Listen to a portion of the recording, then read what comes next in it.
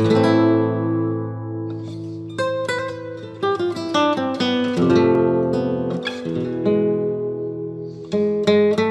a transformé sa douleur en art et sa vie en message.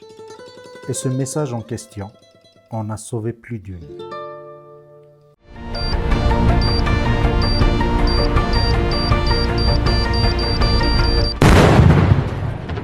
Frida Kahlo, une femme née au Mexique, forgée par la douleur du destin, le feu du désir et la couleur de l'art.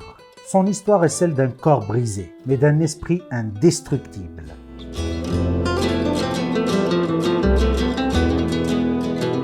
Frida Kahlo naît en 1907 à Coyoacán, près de Mexico, dans une maison bleue devenue mythique, la Casa Azul. Son père, Guillermo Kahlo, est photographe. Il lui apprend la précision du regard, la beauté des détails et la force du silence. Frida voulait devenir médecin. Elle était brillante, vive, déterminée. Mais le 17 septembre 1925, tout bascule. Un bus percute le tramway dans lequel elle se trouve. Le choc est terrible.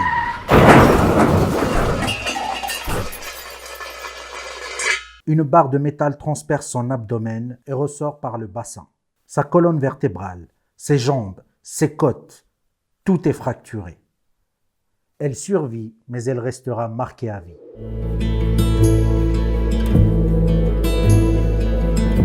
Frida passe des mois, puis des années au lit. Dans sa chambre, son père lui accroche un miroir au plafond. Elle ne peut plus bouger, alors elle se regarde et elle peint. Son premier autoportrait date de 1926. Un visage fier, le sien, encadré de sourcils unis, d'un regard intense, celui d'une femme qui se découvre à travers sa souffrance. Elle disait « Je me peins moi-même parce que je suis souvent seule et parce que je suis le sujet que je connais le mieux. » Peu à peu, son art devient un exutoire, un cri, un dialogue avec la douleur. Chaque toile est un morceau de son âme, un pansement coloré de ses blessures cachées.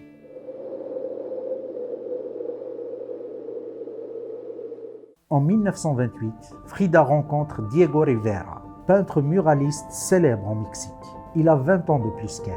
Lui, c'est la grandeur des fresques. Elle, l'intimité des visages. Ils s'aiment, ils se déchirent, ils se trahissent, mais ils ne peuvent se quitter.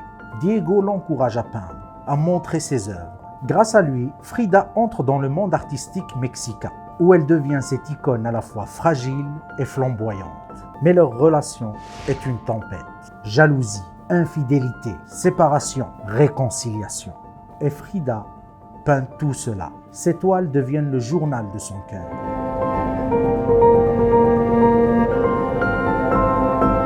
Frida ne peint pas pour plaire. Elle peint pour dire. Elle parle de la femme, du corps, de la maternité, de la souffrance et de la mort. Des thèmes qu'on juge indécents pour une femme de son temps. Mais elle s'en moque. Elle devient membre du Parti communiste, milite pour les droits des femmes et la liberté du Mexique. Elle reçoit des intellectuels du monde entier chez elle, à la Casa Azul. Parmi eux, Trotsky, qu'elle accueillera un temps en exil. En 1938, Frida expose à New York, puis à Paris, où André Breton, chef du surréalisme, la qualifie de surréaliste née. Mais Frida refuse l'étiquette.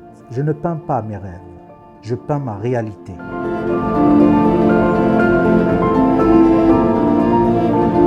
Les années passent, ses douleurs s'aggravent. Elle subit plus de 30 opérations. En 1953, sa première grande exposition au Mexique est organisée. Allongée sur un lit, au milieu de ses tableaux, une image bouleversante, telle une dernière provocation. Un an plus tard, Frida s'éteint dans sa maison bleue. Elle n'avait que 47 ans, mais son esprit, lui, n'est jamais mort. Sa vie, ses peintures, ses mots sont devenus un manifeste de liberté et de résilience.